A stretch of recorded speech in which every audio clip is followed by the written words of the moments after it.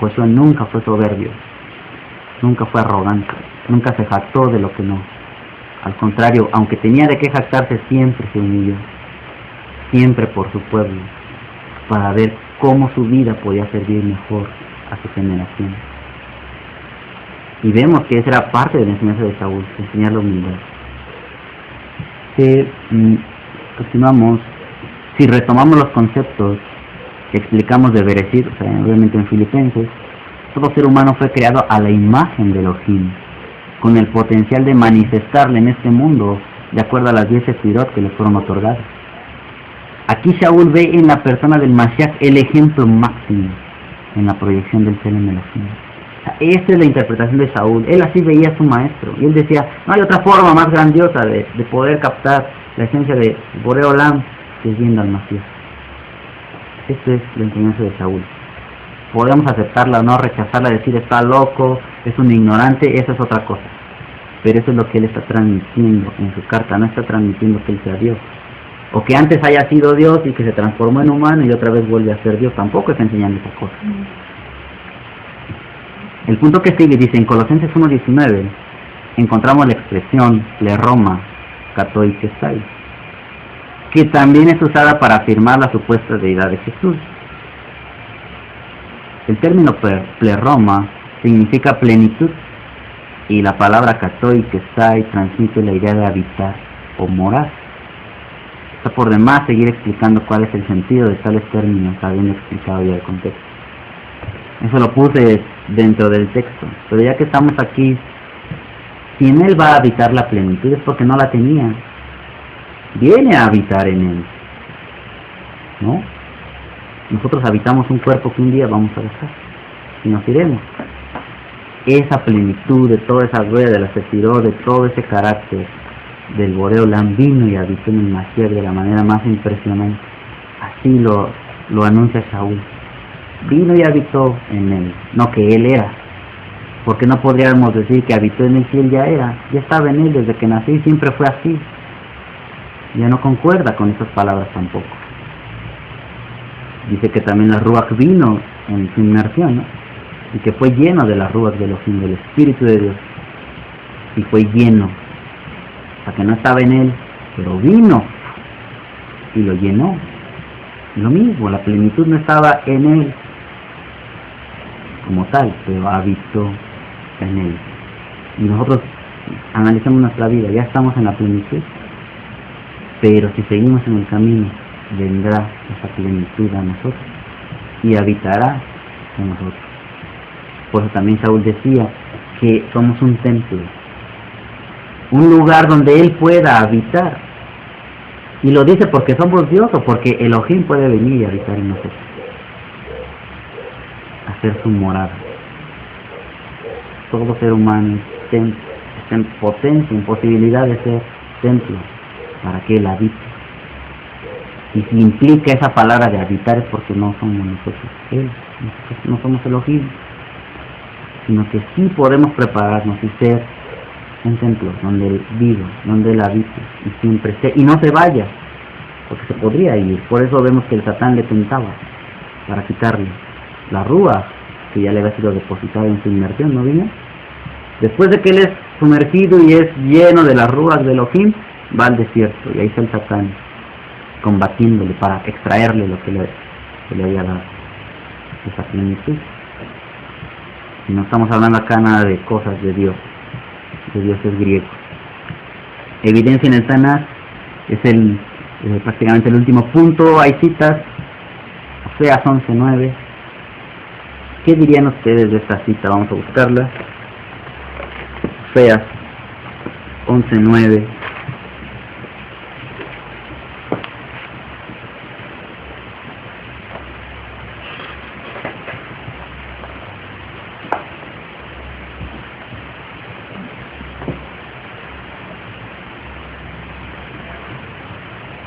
¿Lo tienen? Ustedes después de los profetas de Daniel, ¿no?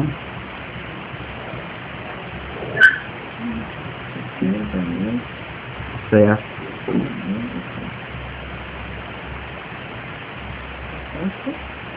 11:9. Uh-huh. Uh-huh.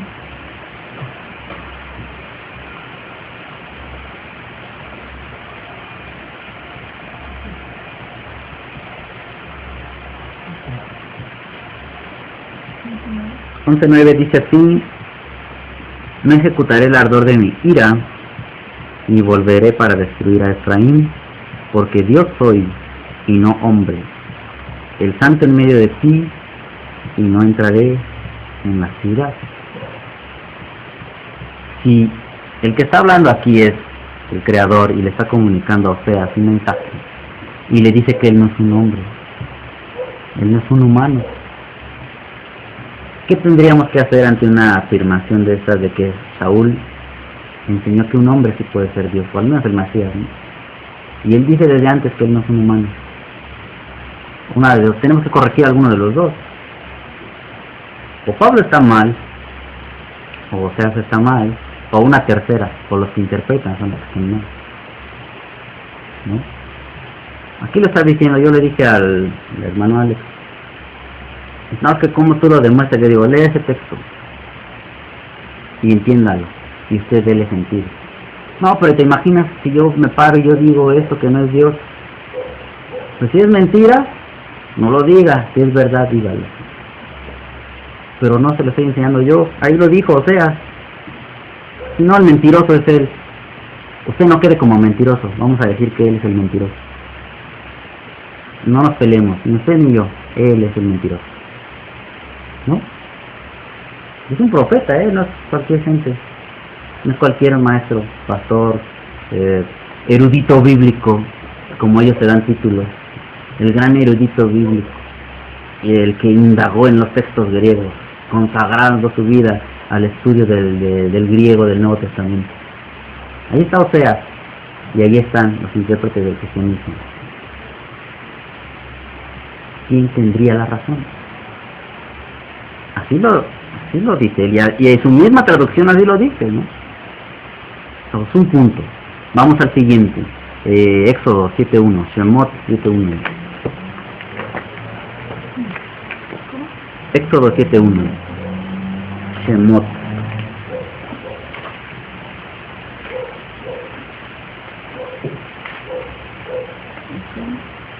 Uh-huh. 7:1.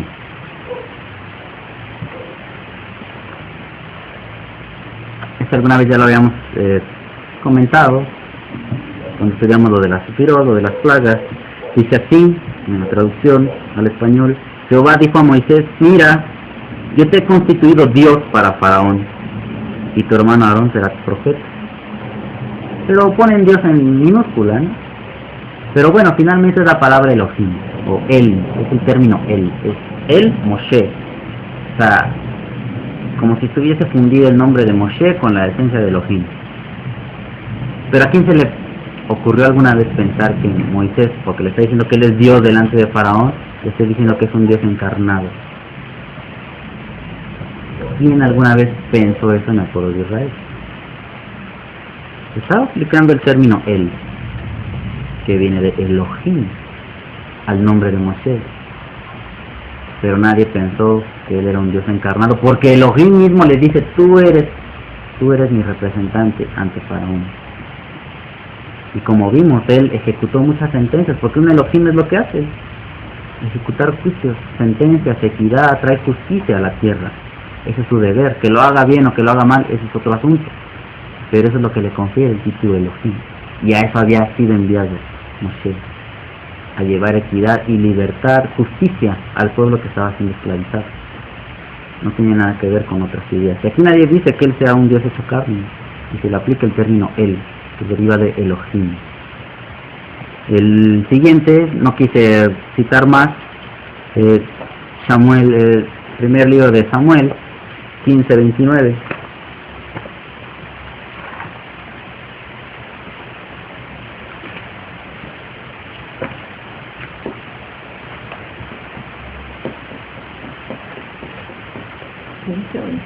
Uh-huh.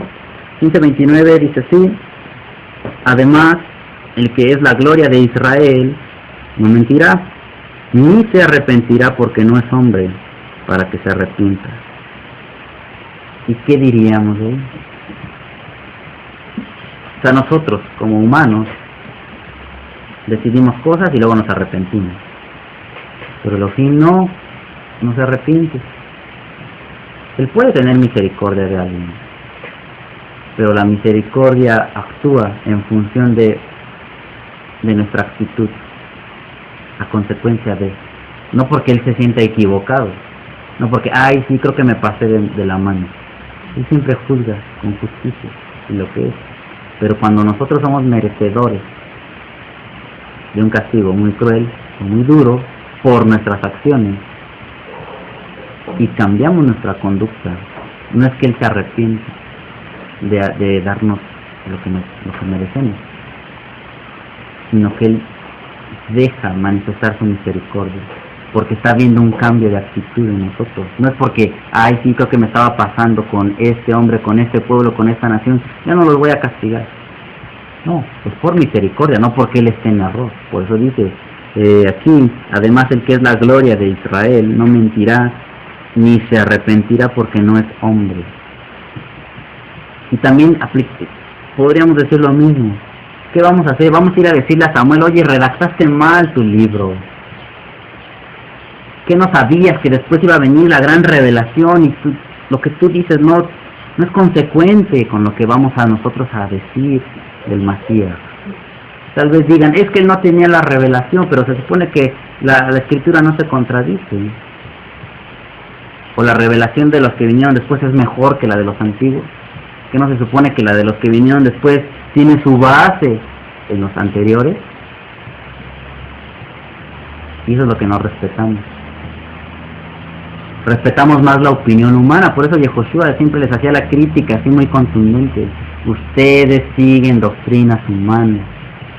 Ustedes van por el mundo siguiendo mandamientos de hombres, mientras que los de Elohim los pisotean, los echan a la basura, ni siquiera los conocen, y solamente se dirigen, guían su vida conforme a las enseñanzas humanas.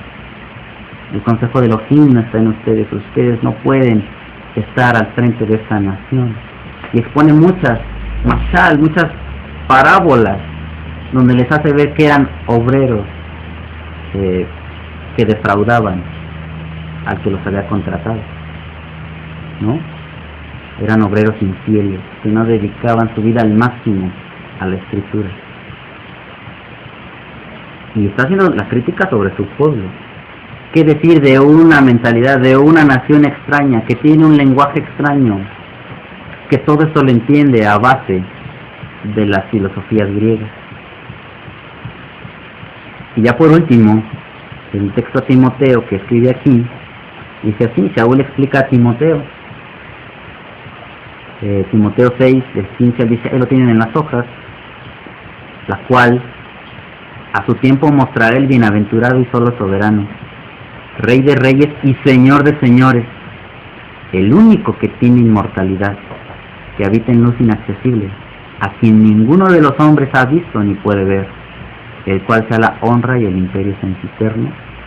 Amén. Si a ese único soberano, Rey de reyes, ninguno de los hombres ha visto ni puede ver, a Yehoshua sí le han visto los hombres, al menos los de su generación, sí le vieron, y sí le tocaron, y hasta lo golpearon, y lo escupieron, y lo humillaron al máximo. ¿Ustedes creen que Elohim se dejaría humillar por la creación?